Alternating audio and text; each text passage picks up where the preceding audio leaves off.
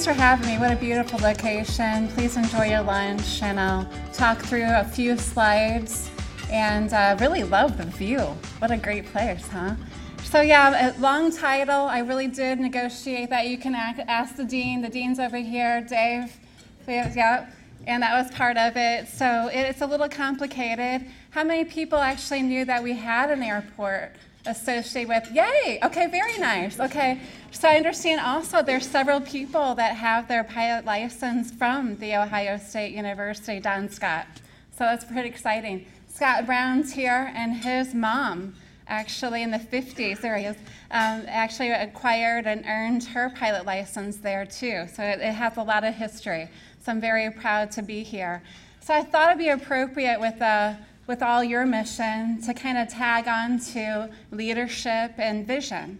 So I thought that might be the best way to introduce myself, and to actually have you introduce me as well into the community. I'm new. I started in May. So my family's in Florida, and as Joanne mentioned as well, as I've managed a few airports in my career, and I have definitely some scars to talk about if you'd like to, that's for sure. So I'll go ahead and go. There's me. And so leadership and vision, I think that's really important. I think also some people just have a natural leadership ability. I think I was probably one of them. I don't remember a time in my life that I didn't quite have vision. And I remember as a small girl growing up in St. Louis, go Blues. Yeah. And the other dean here is John, and he's from St. Louis too. So I remember growing up in St. Louis, my brother is older, and we made a pact that we would not be there, that we were going to, it's true. We didn't want to be there. My dad left us at 10 years old. My mom worked several jobs, and we had a kind of a difficult childhood. I think that actually brought a lot of elements of leadership to me. I think adversity, at some point, if you can get through the adversity and see the positive and take what you can from that, can potentially make you a really good leader. And I think that's how it worked for me, at least. So growing up in St. Louis, I had a lot of challenges as a young person. My mom said, if you just take out your thumb out of your mouth, you'd be able to talk.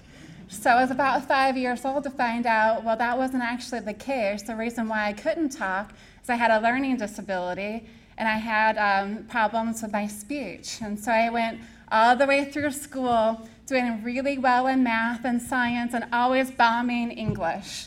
So I had a speech and dyslexia, and it all through my entire life has had an issue with that. But you overcome things, right? That makes you smart.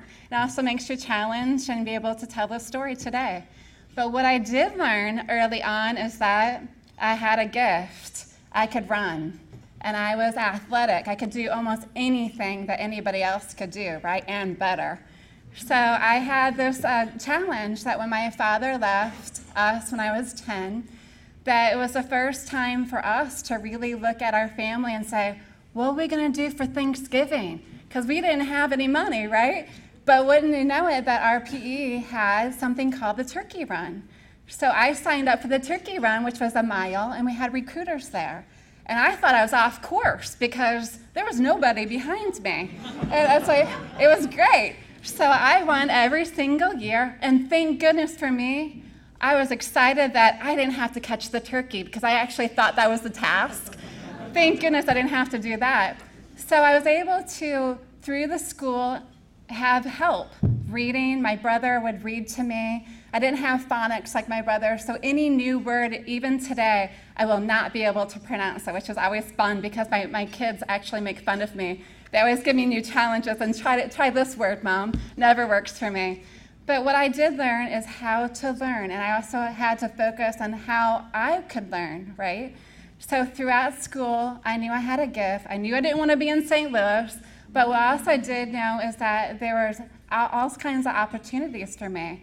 So I homed in on the military academy. My brother was in medical school. My mom had 3 jobs by then. She definitely could not support me, so I was on my own. So I worked very hard. It was at night, the weekends, I had tutors, and my grade point average at the time was 4.2. So I went ahead and applied to West Point. And part of the process is that you have to get your accreditation and your appointment for either the senator or the U.S. representative. So I had to take a bus down to the panel for the U.S. rep, and Jack Buchanan was that person. And I was actually nominated that way. So it was great. I didn't have no history in my family, so it was definitely unique. And so I took my medical, and I was rejected. And I didn't even know why I'd be rejected, right? How can it be? Because I have all these records, I'm doing really well. Well, wouldn't you know it, 42% curvature in my spine. I had scoliosis. I knew I had a breathing issue, but I thought I just had to work harder, right? So that's how you do things. So my doctor said, you're out of the game. I said, if I'm out of the game, then that means I'm potentially out of a lot of different things. Not only this opportunity, but potentially my career and my future would determine this medical issue. They wanted to put rods, and I said, no way. What I'm gonna do is I'm gonna work really hard for the next year and see if I can naturally correct my spine. He said, there's no way. You've got 3-inch gap on one foot or the other. And I said, let me tell you, I'm gonna do it. So I tried, and I worked hard. I went to gymnastics with my girlfriends. My sensei took me on, we did stretches, and I did everything I could. And wouldn't you know it, I went back, it was 17 degrees, and I was accepted. Perfect. So now all I have to do, take my ACTs, right? So ACT for West Point generally is around 30, and I took it for the first time, 19. Oh, because I can't read, right? So I had to keep trying, and I'd take these practice tests, and people read it to me to be able to understand the pattern of what they're actually asking me. So I took it 6 times, and I got a 32. So I finally got into West Point. So from there, I wanted to fly, and then I discovered something I couldn't correct was my eyesight. And I was on the borderline for not to be able to be accepted into the piloting program. So I decided one of my hardest decisions was, since I had the vision, I wanted to fly. So I went ahead and went into St. Louis University. Generally, commercial is a little easier than military, and for your eyesight especially. So I went that route and graduated that way. And that's kind of how I got started. And then at the same time, as I'm working myself through school, I pick up the TWA and started working my ranks through the management side, which I loved. I loved the management side. Took a quick break from the children's side and then started the management of the airports. So the airports are very unique. Like I always tell the people coming into it, it's a fingerprint, or in our industry, you see that one airport, you've seen only one airport. And that means they're all unique, just like we are. So our airport is very unique because we're general aviation, we're business focused, but we also have flight education. And on top of it, our facility is the Ohio State University, and it's the College of Engineering, which really broadens everything, right? You've got your flight education, which is up 75% because of the workforce. We have our aerospace research, which is innovation, right? What's happening right now? Drones, and we have VTOLs. This is a cutting edge, and this is what we're looking at for our future. So it's very exciting and great support there. So I'm gonna go back here, remind you what I'm talking about. So there we are. So we do have an airport system, Columbus Regional Airport Authority. If you all have flown out for a commercial flight, that's going to be the John Glenn, which is an airport authority of 3. So I came from Jacksonville Aviation, which was an airport system of 4. So we're not part of the regional airport system. So we're completely separate. And you can see us up to the northeast side, the west side of the city. So there we are, compared to Rickenbacker and Bolton Field. So back in where Scott's mama, when she went through their pilot program, pretty much probably looked like that. It's a little different today, thank goodness.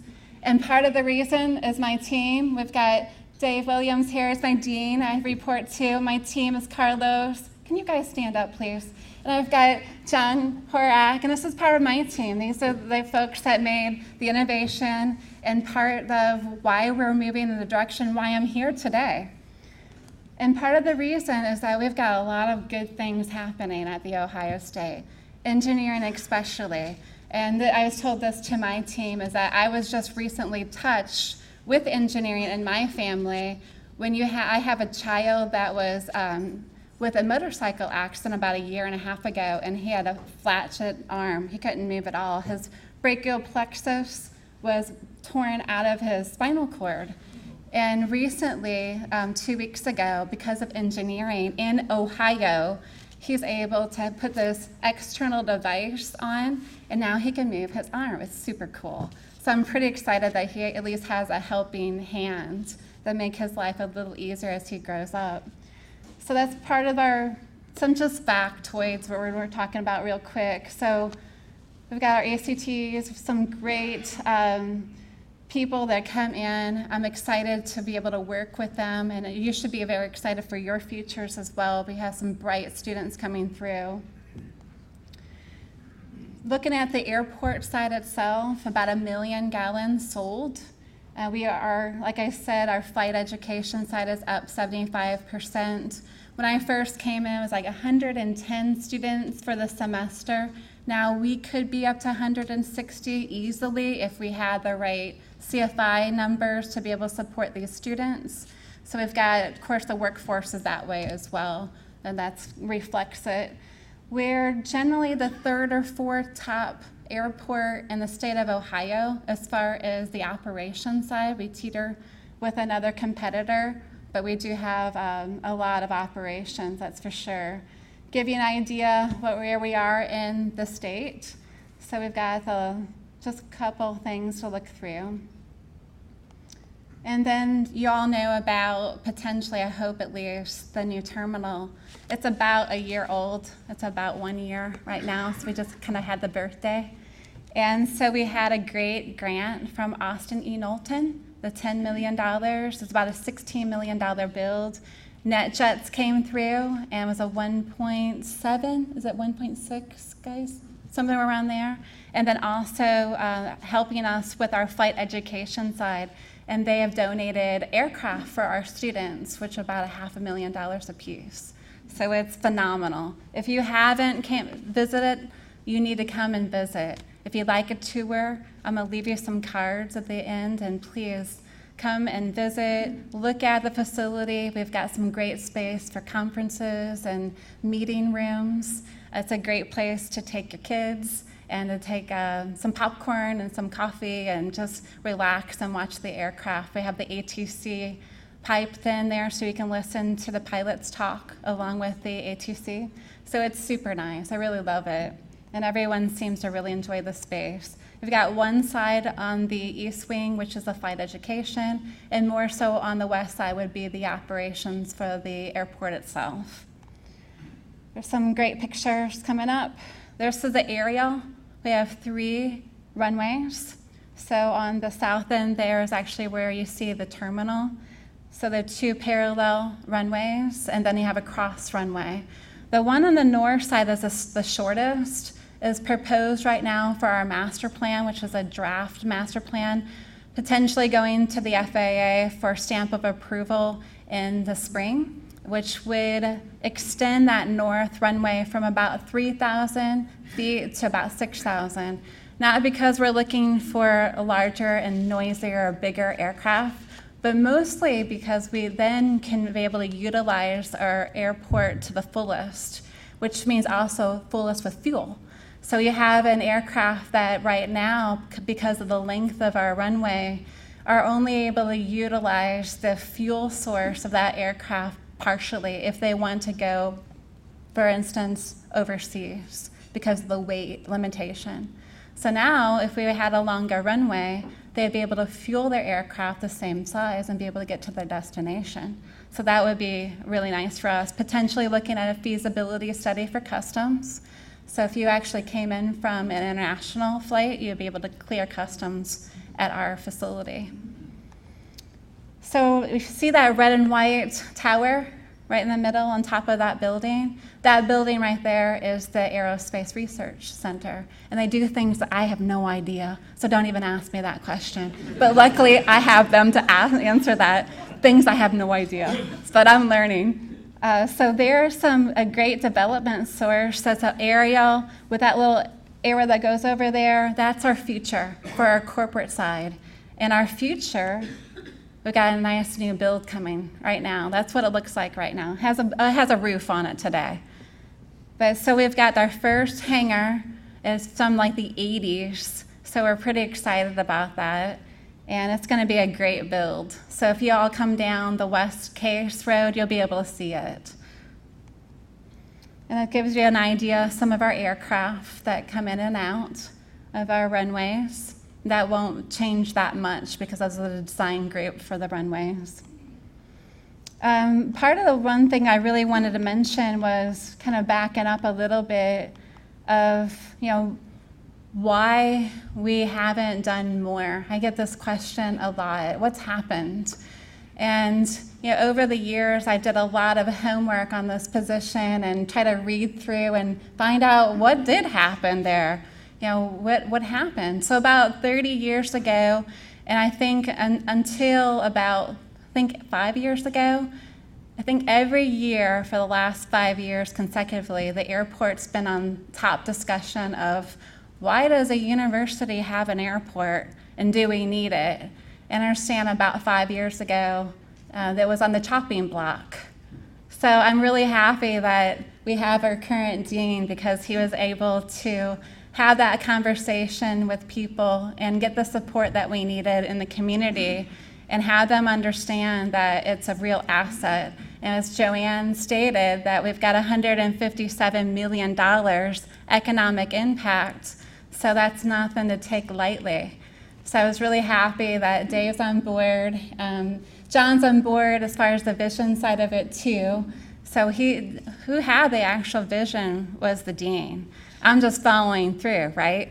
So luckily for us, we aligned that way. But if it wasn't for the dean to have the vision and the leadership to be able to take that from a discussion of potentially not having an airport to where we are today, I certainly wouldn't be here. So I'm really thankful that he had that vision too. So that's what I know about this airport and the campus side of it. I wanted to leave enough time for you all to ask the questions that you have for me. So what do you have? Yes, sir. Are the people in Worthington still upset about the noise, or has that been mitigated? Oh, people are always upset about noise, right?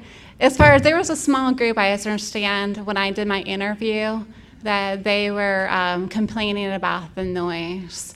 I haven't had a complaint since I've been there, but they also haven't routed most calls to me. How about that? I think that was intentional, right?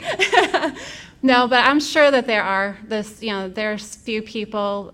I've run a couple airports. There's always the minority that have the issues with the noise.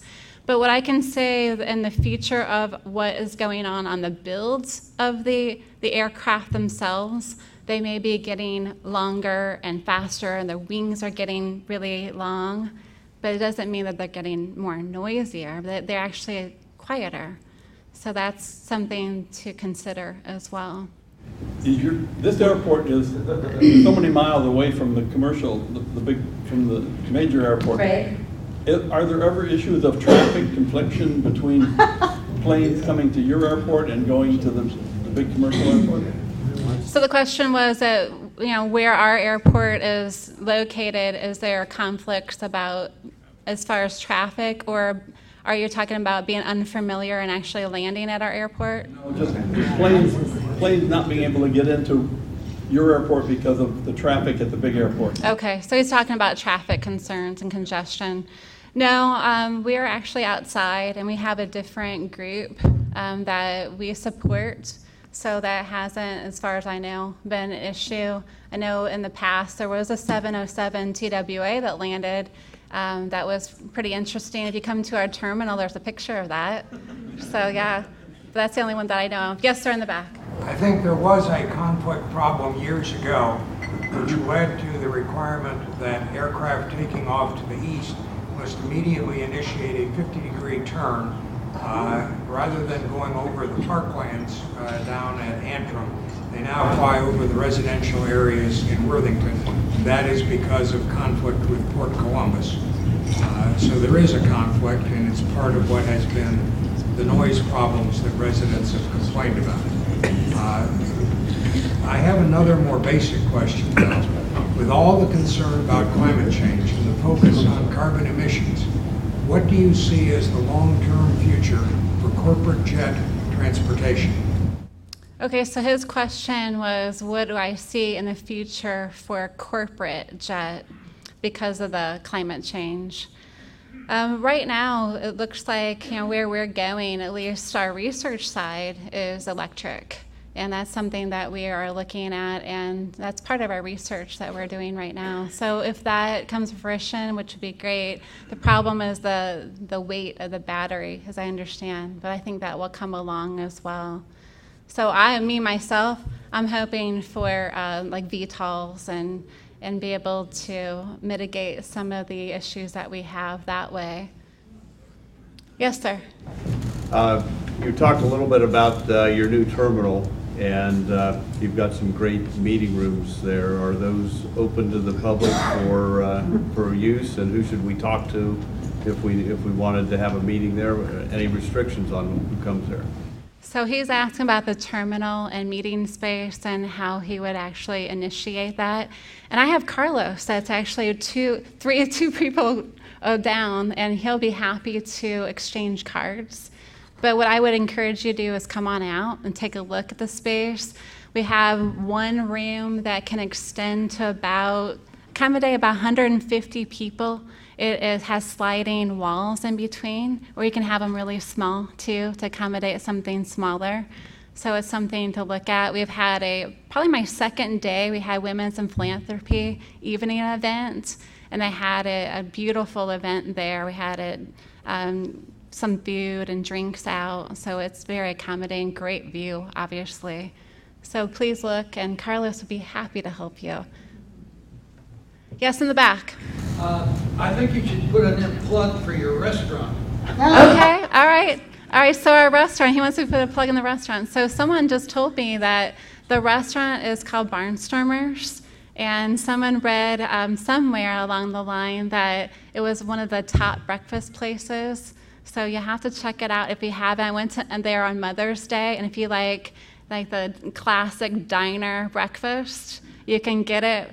And make sure you look at the walls of the pictures. The dean's on there too. But it's a great place. It's very small, and it's quaint, that's for sure. But it's great food. But yeah, thank you for the plug. Yes, sir.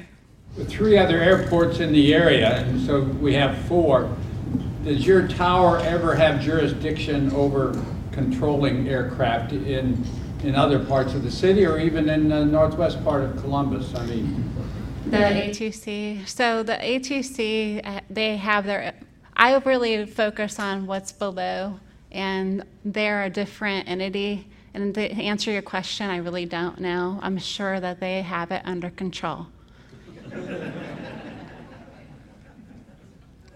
Yes, sir. 2 questions. One, are there any other services that run out of that airport, skydiving or anything like that currently have operations there? And then secondly, what are your thoughts on regulations and what's happening with drones? That's constantly seems to be evolving. Okay. So the first question was anything else operating out of our airport? And yes, we actually have a lot of things that operate out of our airport. We actually have, on the north side, we have MedFlight is one of them. So we have a lot of helicopters that support our services that way. You'll see military a lot that come and go. As far as operations side, we do not have skydiving, thank God. And then also, as far as the drone side of it, we're very big into drones. And the drone side is really important for the research part. Are you all familiar with TRC, Transportation Research Side in Marysville? Okay, so we have a connection with them. So Marysville is up north, and we are the very end of that. And there's a lot of research that's happening as far as the drones to make them more safe. It's all top secrets. I can't tell you anything else. But there's a lot of that's going on. So I'm really excited about that opportunity. And we've got, if you do some homework, if you look at the OSU, as far as they have a drone that hit the world record on the speed, it's pretty cool. So there's a video out there on that. So there's a bullet that actually has been running as well. There's some other that has innovation side of it that the students have put on. So they're doing a great job that way. Yes, sir.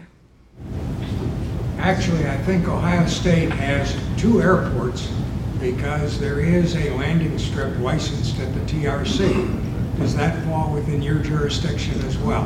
That's a good point. Now, TRC is part of the Ohio State, and they do have their own private runway strips, about 9,000 feet. As far as it's not under my purview, it might be under the dean's purview, but not mine. All right, anything else? All right, this is, oh, yes, sir. How many students do you have from the university who are actually learning The flag? lessons out? Okay. All right, so right now, our this last semester was from 110 to 145. We could go up to 160. So we have a great space. They have the simulation, the simulators there as well. You have to come out and see it. It's pretty nice. Yes, sir.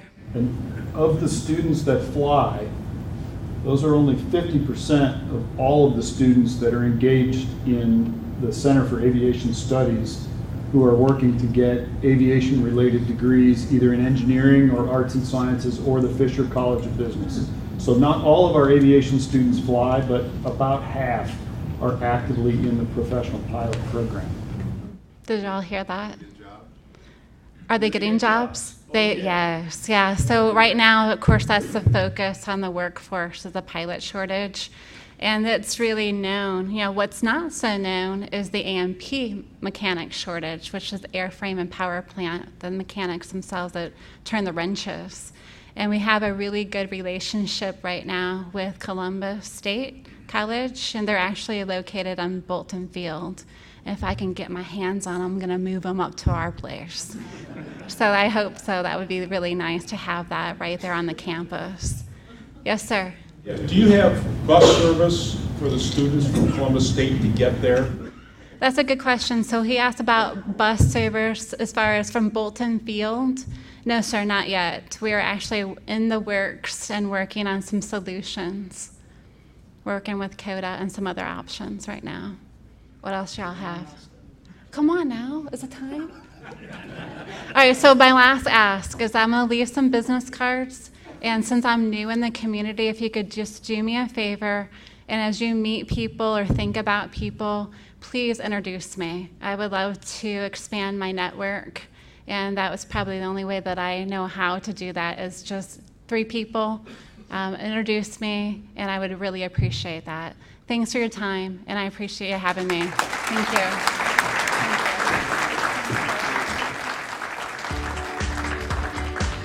Everybody have a great week. Appreciate it. Meeting is adjourned.